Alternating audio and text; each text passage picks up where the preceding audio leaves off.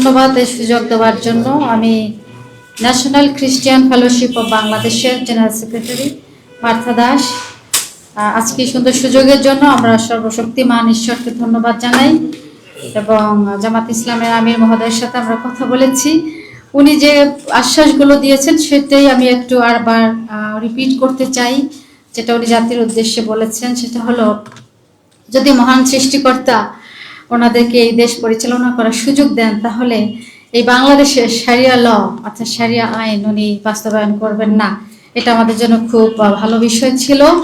এবং যারা আমাদেরকে নিজেদেরকে মনে করি যে আমরা এই দেশে সংখ্যালঘু, উনি বলেছেন সংখ্যালঘু হিসেবে যেন আমরা নিজেদেরকে পরিচিত না হই, বরং আমরা যারা ছোট সম্প্রদায়ের অর্থাৎ লোক কম তাদেরকে উনি বলেছেন যেন সন্তানের মতো করে তিনি আমাদেরকে আগলে রাখবেন।